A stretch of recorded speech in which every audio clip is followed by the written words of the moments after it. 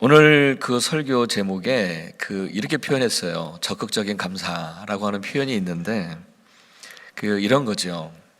예를 들면 만일 우리 안에 감사한 마음이 있으면 어떤 사람은 그 감사를 잘 표현하지를 못해요. 근데 어떤 사람은 감사하다고 꼭 얘기를 해요. 감사하다고 일부러 표현을 하는 그런 사람이 있어요. 제가 적극적인 감사를 필요로 하다라고 하는 것은 바로 이 두 번째 경우를 하자는 거예요. 그러니까 마음에만 감사를 두지 말고 좀 더 적극적으로 감사를 나타내자는 거예요. 그게 우리 영혼에게 좋기 때문에 그런 거예요. 성격이 저 같은 경우도 굉장히 내성적이거든요.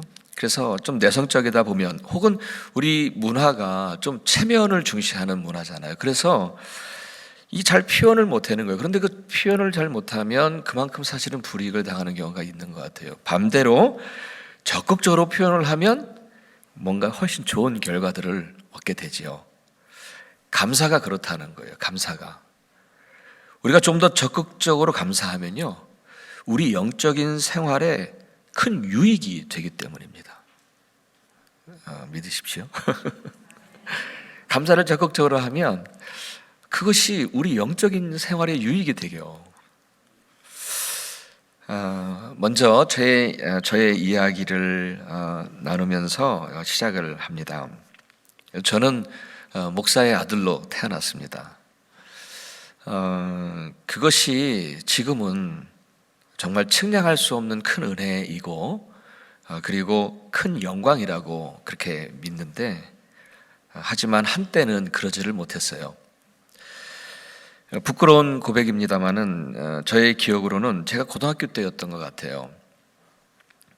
엄한 아버지 밑에서 상처를 제가 좀 많이 받으면서, 그래서 제 사춘기는 좀 아버지께 대한 반항 그리고 또 방황 이런 시기를 지났어요. 그래서 저는 집에 가는 것을 너무 힘들어서 자꾸 자취를 한다 혹은 하숙을 한다 이러면서 집을 가까이 하지를 않았어요.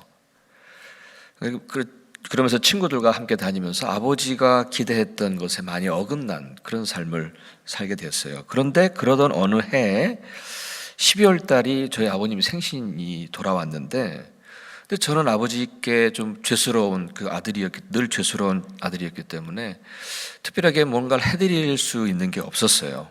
근데 저희 어머님이 어떤 얘기 하시냐면, 그럼 편지를 써 그러시더라고요. 편지. 근데 편지 쓰는 것도 쉽지 않은데 어쨌든 그래도 제일 쉽죠. 그래가지고 편지를 쓰기로 하고 이런 내용을 썼어요. 아버지 건강하세요. 아버지의 기대에 맞는 사람이 후에 아버지 기대에 맞는 사람이 되겠습니다. 아버지 은혜에 보답하는 자식이 되겠습니다. 이런 내용 있잖아요. 뻔하잖아요. 그거를 한국에서는 16절지라고 그러잖아요. 그 16절지에 겨우 채웠어요. 그러니까 그 폰트 사이즈도 넓혀서 이렇게 해가지고 겨우 그거를 16절지를 채웠어요. 채워가지고 이렇게 접어가지고 아버지한테 보내드렸죠. 사실 좀 어떻게 보면 좀 의무적으로 쓴 거죠. 그런데 며칠 후에 저희 어머니하고 통화를 하는데 어머님이 그런 말씀을 하세요. 아버지가 그 편지를 받으시고 그것을 읽으시고 아버지가 눈물을 글썽이신 거예요. 이거 흔한 얘기이겠습니다만은 저는 이 설교 원고를 써내려가면서 제 마음이 많이 힘들고 또 아리고 아팠어요. 당시 저의 모습은 분명히 아버지의 기대에 어긋난 모습이었어요. 그런데 그냥 아버지 은혜에 감사하다고 편지 하나 드렸는데 아버지께는 그게 그렇게도 좋은 선물이었던 것 같아요.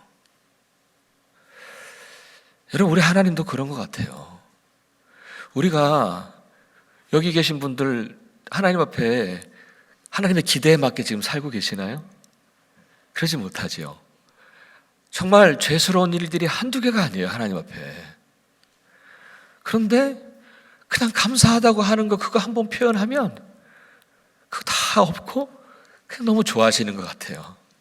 우리 하나님도 그럴 하나님이시라고 믿습니다. 제가 이제 와서 깨닫는 건 아버지는 분명 제게 선하신 분이셨어요.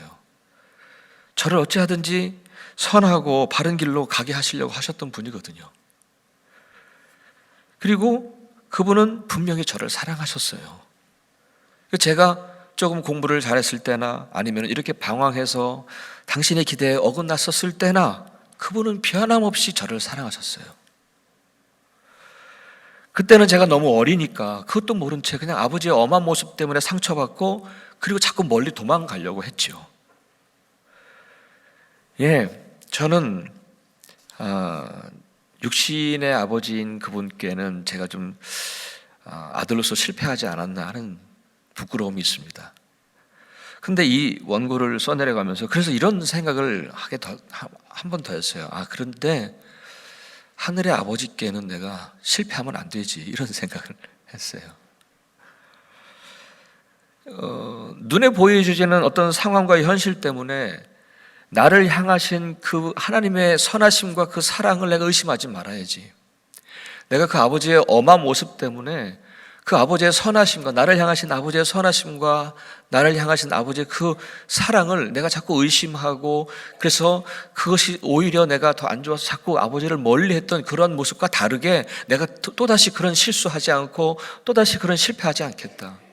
내가 어떤 상황 속에서도 나를 향하신 하나님의 선하심과 나를 향하신 하나님의 사랑을 내가 다시 의심하지 않고 다시 그분의 사랑에 감사하며 살겠다. 그런 그 다짐을 한번 하게 됐습니다. 사랑하는 여러분, 우리 하나님은요, 시편 103편에서 이런 말씀을 하세요. 우리 체질을 이미 다 알고 계세요. 그러니까 우리가 먼지 같고 또 우리가 풀과 같은 그런 나약한 존재인 것을 우리 주님은 다 아신다고 말씀하세요. 그러니까 우리 삶이 좀 죄된 삶이고 우리 하나님 앞에 그 기대가, 하나님의 기대에 많이 우리가 부족해도 미치지 못해도 우리가 하나님의 은혜를 잊지 않고 감사하면 그것만 가지고도 기뻐하시는 하나님이심을 믿습니다. 그것만 가지고도 하나님 기뻐하세요. 오늘 시편의 시인은 이렇게 말하죠. 주님께 감사하라. 그는 선하시고 그 인자하심이 영원하미로다. 우리 그렇게 외쳐요. 이렇게 말하는 거예요. 하나님은 내게 영원토록 변함없이 선하신 분이시고 나를 그렇게 사랑하시는 분이십니다. 그런데 내가 어떻게 하나님 앞에 감사하지 않을 수 있겠습니까? 라고 그렇게 고백하는 거예요. 그러면서 19절과 20절에 계속 이어서 말하기를 뭐라고 얘기하냐면 구원의 문들을 열어라. 내가 그 문들로 들어가서 주님께 감사를 드리겠다. 이렇게 고백하는 거예요. 이렇게 말하는 거예요. 이 구절을 달리 표현하면 이렇게 표현하고 싶어요. 성전의 문을 열어라. 내가 들어가서 내게 언제나 선하신 분, 변함없이 나를 사랑하시는 그 하나님의 은혜를 내가 잊지 않고 감사할 거야. 그렇게 외친 거예요. 저는 이 구절에서 제목처럼 어떤 적극적인 감사의 모습을 봤어요. 내가 들어가서 감사하겠으니까 성전의 문을 열어라 라고 말하는, 그래서 정말 적극적으로 감사하려고 하는 그 모습을 보게 된 거예요. 여러분, 누가복음 17장에 보면은 예수님께서 10명의 문둥병 환자를 고쳐주신 기록이 나와요. 추측건대 그들은 분명 예수님께 정말 감사했을 거예요. 자기들이 정말 가족들과는 절대로 살 수 없었던 그런 쫓겨난 신세였는데 예수님이 자기들의 문둥병을 고쳐주셔서 얼마나 감사했어요. 얼마나 감사했을, 정말 감사하지 않았다면 그 사람이 아니죠. 그렇죠? 정말 감사했을 거예요. 하지만 예수님께 찾아와서 감사한 사람은 딱 한 사람이었어요. 사마리아인이라고 얘기를 하고 있어요. 딱 그 사마리아 사람 혼자 예수님께 찾아와서 감사를 했어요. 근데 그때에 예수님의 반응이 의외였어요. 주님은 그 사람에게 물으십니다. 나머지 9은 어디 있느냐? 물어보시는 거예요. 여러분, 예수님은 그들이 나머지 9명의 사람들도 그들 마음속에서는 분명히 예수님께 감사했을 거예요. 예수님 그걸 모르셨을까요? 예수님은 분명히 그들이 감사하고 있다는 것을 아셨을 거예요. 하지만 주님은 그 9명도 이 사마리아 사람처럼 주님께 찾아와서 감사하며 하나님께 영광을 돌리기를 원하신 거죠. 저는 이 부분에서도 주님께서는 주님께 감사하는 일에 좀 적극적으로 나오기를 바라셨다는 생각이 드는 거예요. 오늘 시인처럼 내가 들어가서 감사하겠으니 성전의 문을 열어라. 그렇게 적극적으로 감사하는 모습을 오늘도 저와 여러분에게 기대하고 계심을 믿습니다. 그걸 기대하고 계시는 것 같아요. 그래요, 여러분. 여러분에게 하나님의 은혜에 감사한 마음이 있으시다면 좀 더 적극적으로 감사해 보십시오. 정말 하나님께 감사한 마음 가지고 좀 더 적극적으로 헌신하고 봉사하시면 좋겠어요. 그렇죠? 그리고 또 살다가 힘들고 어려움을 만날 때도 마찬가지예요. 모든 불평과 절망 물리치세요. 어떤 분들은 적극적으로 불평하시는 분들 계세요. 어떤 분들은 적극적으로 절망하시는 분들 계세요. 아니, 이거 절망하지 않아도 될 거를 그냥 적극적으로 절망하세요. 그러지 마세요. 그게 아니라 오히려 그런 거 다 물리치시고 하나님 내게 선하신 분이시고 언제나 내게 선하시고 그분의 사랑은 결코 변함이 없으신 그분의 사랑을 신뢰하면서 에베소서에는 이렇게 표현합니다. 돌이켜서 감사하라고요. 돌이켜서 적극적으로 감사해 보십시오. 힘이 드는 일이 있어도 그럼에도 불구하고 돌이켜 감사해 보라는 거예요. 그리고 작은 일에도 좀 더 감사해 보는 거예요. 작은 일을 가볍게 여기지 마시고 이런 체면의 문화가 있으니까 그런 것은 그냥 봐도 못 본 척하는 게 아니라 정말 작은 것에서도 내 삶의 작은 것에서도 적극적으로 감사해 보십시오. 새벽에 눈을 뜨고 작은 숨결이 느껴지면 감사해 보십시오. 따뜻한 커피 향이 감사하지 않나요?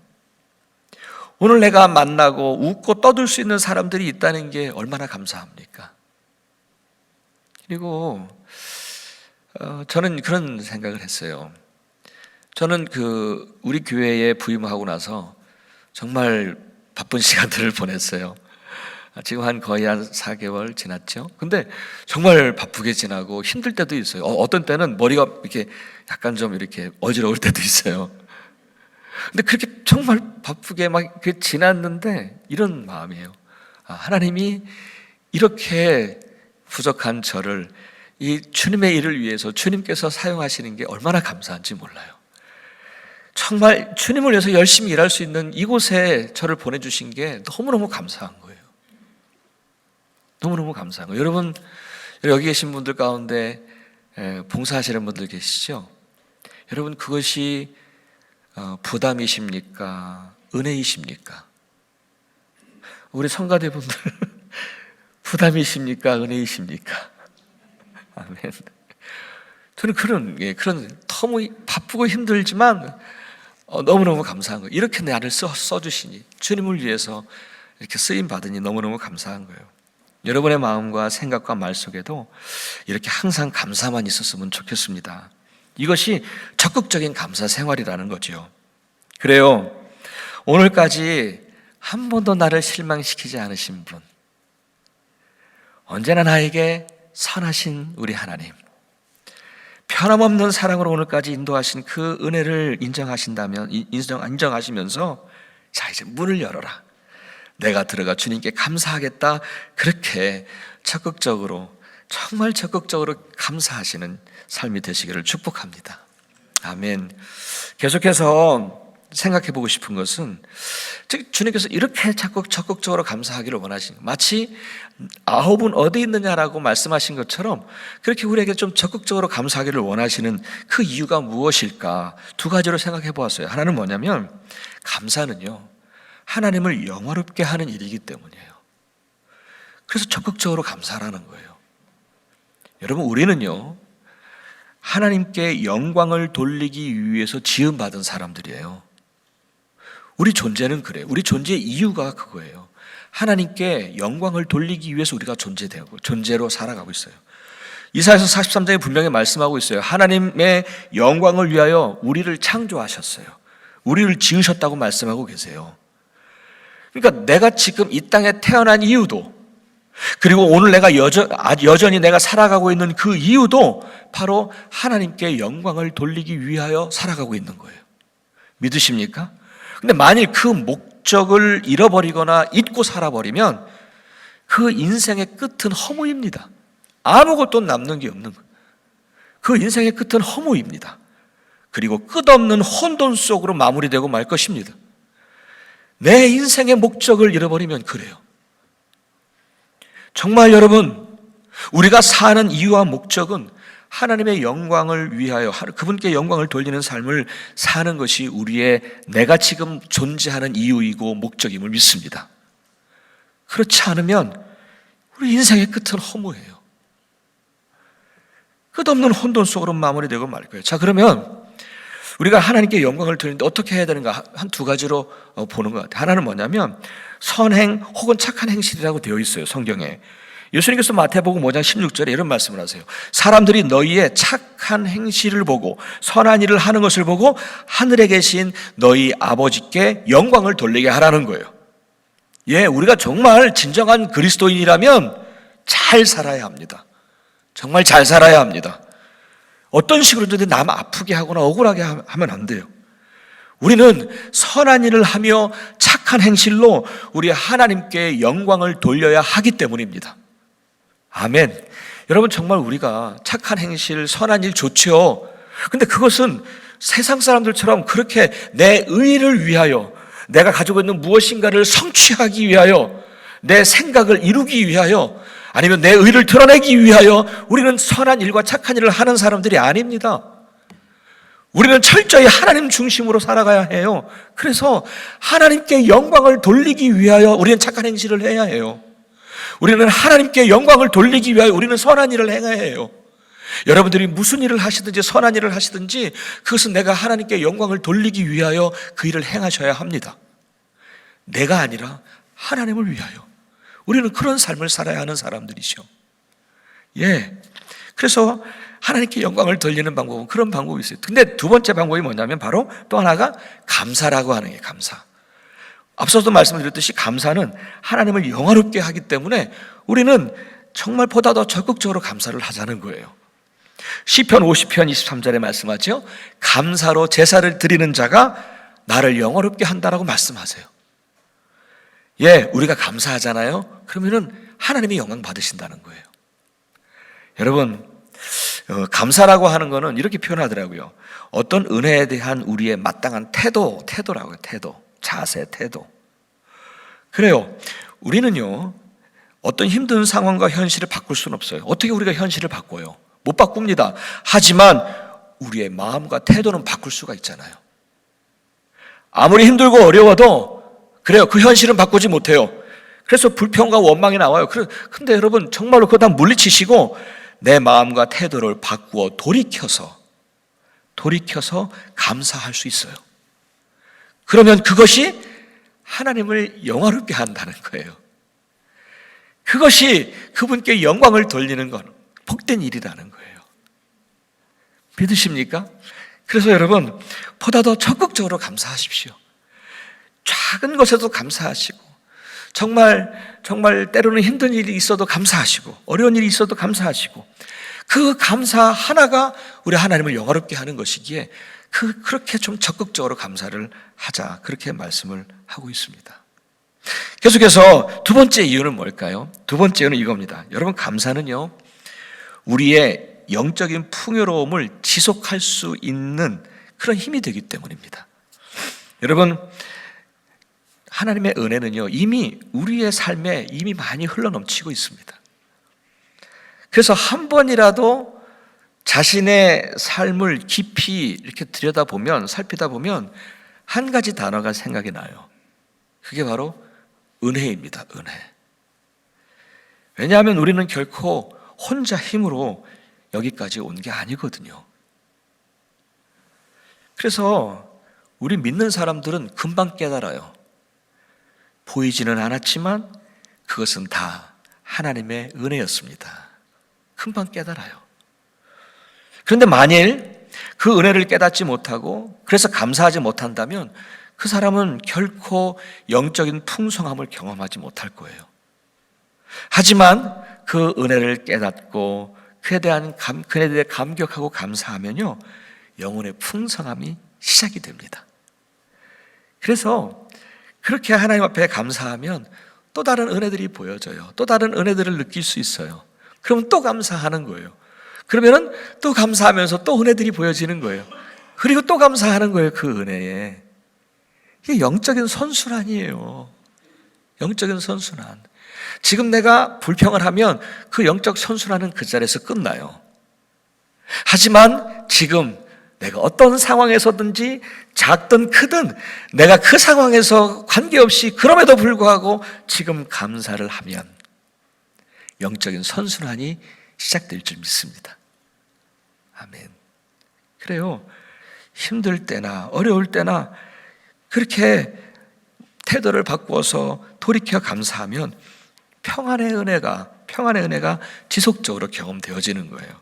그래서 빌립보서 4장 6절 7절 여러분 잘 알고 계시죠? 지금 준비했습니다. 예, 함께 좀 읽었으면 좋겠습니다. 한 목소리로 읽겠습니다. 아무것도 염려하지 말고 모든 일에 기도와 간구로 여러분이 필요로 하는 것을 감사하는 마음으로 하나님께 말씀드리십시오.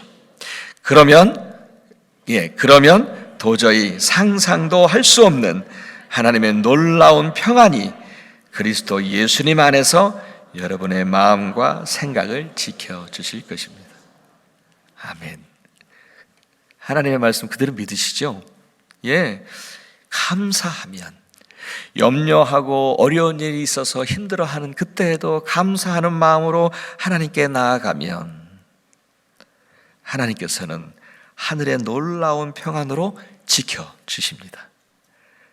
그러니까 그렇게 하시기 때문에 내 영적인 풍성함을 지속할 수 있다는 거죠.